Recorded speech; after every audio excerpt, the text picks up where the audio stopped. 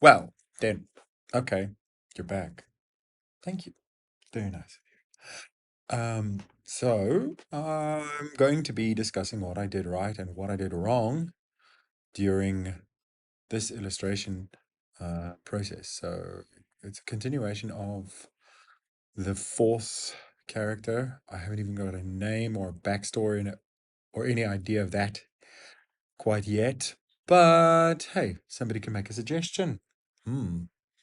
Um, anyway, the first mistake I made was not iterating the gecko a couple more times just to get the hang of it. I sort of just do a side view, looked at that, and had some pictures on Pinterest that I was using for reference, but I didn't actually go through the process of drawing the gecko a couple of times um, because I fell into this trap where I did exactly the same thing that I do with the figure, the female figure, whenever I draw a new character. With this one, because I thought it would work, it does work, sort of, right? Um, but what I invariably realize is I don't have enough anatomical knowledge of geckos to be able to really draw them very nicely yet. So, I think the body came out a little bit awkward and the proportions aren't exactly sort of good enough. Okay, what I've done there is like, so she's got these handles that the gecko holds onto, and the gecko, especially the gecko's tail, is the power source for whatever, power up attack or something that she would do. And it's transferred through those, the energy is transferred through those handles. So like the gecko is an added combatant, a familiar, and um, uh, a source of energy. I haven't defined it, whether it's going to be like literal electricity or um, you could even throw magic of some kind here. I mean, this is the weirdest thing I've think many people have seen. And that shit lives in my head. Okay, so doing the hands symmetrically because the handles are symmetrical, that kind of helps. I did reference leopard geckos quite a few times in this, and I think the way the face has turned out is also because there's a cat in the reference. There are a couple of cat pictures in the reference that I used. I wanted to incorporate something of a cat. And that would be obviously the teeth. I don't know, obviously. Is it obvious to give the gecko cat teeth and maybe some cat-like claws? Sort of by extension, giving it a more feline appearance. But I mean, a gecko already looks a little cat-like. I mean, you've seen those eyes. Um, and if you scale a gecko up to the size of, I don't know, a lion, say it's probably going to be quite an intimidating animal. No, yeah, it'll definitely be really intimidating. That's like megalania type stuff. I think like a normal monitor lizard is is intimidating. Anyway, so once again doing the pass 75 pass. So for those of you who are watching this for the first time, this is one of the techniques that I use to create volume and color value, or at least shading values in my drawings, is by doing a sequences of layers over one another that are eventually flattened together. Like, so the first sketch would be rudimentary and basic, maybe the shape language, like a flat, just like outline of the character, and then you bring that down 75% and make the size of the brush incrementally smaller as you go, so that you bring in detail with every pass, and that detail then drops back into the value spectrum because you're bringing down the opacity every time you do a new layer. You fuse it and you bring it back down to 75%. and then you go over with another layer. So you can be quite bold and fast with your line, with your brush strokes at the initial phase, and then by the time you're down to say a 10% size brush or 5% size brush, the major anatomy of the character is mostly, set in place, and you kind of know where you're going with the picture, even if it's not exactly the right direction. So I think I made proportional errors with regards to this character. I think the paws are not cat-like enough, number one, and they're too big. I also think the gecko overall might be a little bit too big, right? If the gecko could be a little bit smaller, I think it would be a really uh, good idea. So there's a distinct possibility that I'm probably going to redesign this guy completely. But that'll be another video. I want to move on to the next character though. Why am I pausing here? Oh, I forgot to edit this out. Oh, geez. Never mind. Um, we can chat. So how are you guys doing? Oh, remember, follow, subscribe, share, all that good stuff. It's helps me build this idea. Um, and yeah, the target is to get this going so it can be the thing I do, as opposed to just doing this for the joy of it, because I do it for the joy of it, but it's got to become the thing I do. So give us a hand, subscribe, thanks. Okay, cat face. So as you can see, I always use the symmetry where it's going to be useful. If I've got a face on view of a character, I'm going to use it. And yeah, this actually proves it. I mean, if you think about having a gecko that is basically man-sized, that thing's also going to have like impressive teeth, I'd think. Um, so these the face actually worked out nicely, but it's also a little bit much. Like, wow, that's scary looking. I wouldn't want to meet that gecko in person, not in real life. No, no, no, no. Unless we had a prior arrangement about distance, because that thing will eat your face. Okay, that's enough of that. So now my next conundrum was like, yeah, sure, the gecko's there, but this is an illustration and a creation in the round.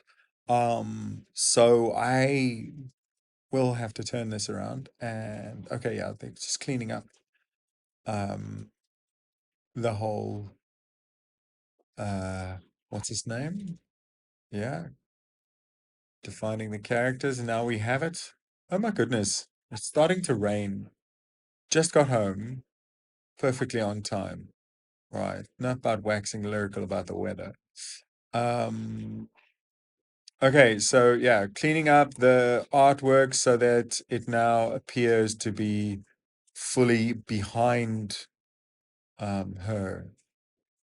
Forgot to do that with the tail. Okay, so now he looks like he's riding her like a bicycle. It's very weird. Like I can honestly say this is flipping a weird thing. Um, it's cool, but it's weird. I think the other thing, the next characters are um definitely weird. I've got over 20 more to go. And we're gonna do like 31 of these because I'm stubborn and crazy. Could have just chosen 5 good ones. Why do you want to do all of them? I think it's probably because I'm a sucker for punishment. Then again, my skills improvement since I started YouTube, it's kind of uncanny because like when I first, now that I've made a commitment to getting the channel going properly, I I've been consistently creating on a daily basis, because I have the time at the moment and I have the facilities to do it. So while I'm privileged enough to do this activity, I'm going to do it as much as I can so that it will bear fruit. Um, anyhow, so that's what we're looking like from the front. Now we've got to flip this sucker around and do the back. This was actually quite a fun exercise. It didn't take so long. And I think the back view of the gecko for what it is worked out nicely. Oh, here I'm using, on the Ergo Josh, there's like a flat square opaque brush, which is perfect for doing outlines like this. Instead of doing a selection tool, you can just roughly draw the outline and fill, and it's exactly the same thing as the selection tool. Okay, so wipe out the detail so we can put the reverse detail in, and build it up from there. So just like over the shoulders there. I didn't know what else to do, but reference the human musculature, um, because like geckos are so small that um, they don't need these huge muscles to be able to be mobile. So they're sort of, you can't see clear like muscle definition. Whereas now a gecko that's man-sized is sized like this with that heavy tail is going to have to muscle itself around. That's why I kind of made it a little bit thicker. But I still don't know if the proportions are right. Uh, yeah, maybe those arms are a little bit too much. It's a bit rather ape-like. But then again, the way it's sitting, it's not, um, out of the ordinary to consider that it would have such uh, shoulder structure. So yeah, it's kind of working out all right. So you see, like rough, quick strokes, right, to get those details in, and then once you do that, you bring it down once more, um, and uh, a few more passes, and that actually becomes quite well defined and kind of interesting to look at.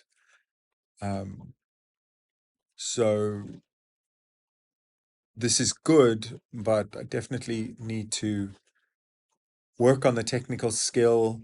So I'll have to draw a couple more geckos if I'm going to get it really, really good. However, it's an inevitability. It's not specific, magic trick or anything like that. Like the more you practice drawing something, the better you're going to get at drawing that thing. Um, so yeah, so maybe I should practice drawing geckos a couple more times. Um, and practice drawing the feet, like for future reference. Like I like the way the feet turned out, especially for the gear, which is also supposed to emulate the gecko type feet. But I'm going to have to look at those again, perhaps give it another think with regards to the design, as I'm, you know, like it's convincing to me. It's already there, but like I want it to be like interestingly obvious what it is. Um, and I'd rather people not misunderstand it. Uh, but then again, it's my lack of technical skill regarding drawing geckos. Um, oh, yes. All right. So I had to sort of incorporate some sort of tech with a gecko because there's some sort of tech incorporated with the character as well. And it's kind of how they're connected or part of how they're connected. So I drew the spine piece, and it's kind of cool how it looks like one of those giant prehistoric millipedes that you used to find. Millipede or centipede? It's probably a millipede. Like these gigantic things that were like, meters long. Um, but but it's part of the gear, the sort of enhancement equipment for the gecko. It sort of taps into that energy in the tail and helps it transfer, but it's also like part armor and enhancement equipment. Uh, so perhaps it would be a good idea to do another pass on this image.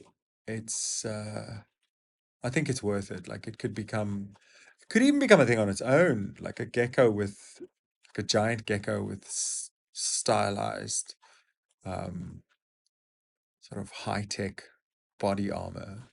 That's kind of cool. Where have you seen something like that?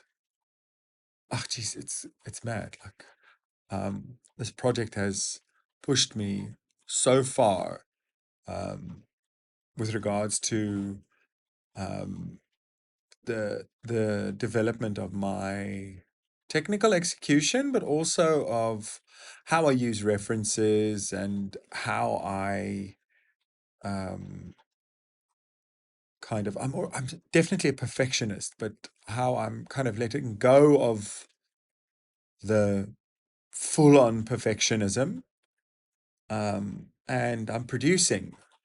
Well, you know, it's all a protest against this AI garbage anyway. Yeah, that's bullshit. Anyway, I use my potty mouth quite often, so this is certainly not for kids. No, it could be if I just, didn't express myself fully. Anyway, the spine, like exospine. Oh, that's actually a nice name for it. It has an exospine device, has basically been completed. Or oh no, I do another pass, don't I? Yeah, I have to do another pass on that. But first, it's amazing how much a little bit of erasing just pops and picks up the volume on that. Um, I have to say thank you to like uh, some YouTube creators. I don't have the names written down. That's silly and rude of me. I will write them down and mention them in the next video. Because there's a couple of guys I follow. I think Ross Draws is one of them, and I always look out for interesting ideas, tips, and techniques that you could use in those tutorials. They're so useful. And it's also what's helped me progress my illustration skill too. You'll notice I say skill, not talent, because you got to learn how to do this stuff and you got to practice. Anyhow, it's all just a big practice, isn't it?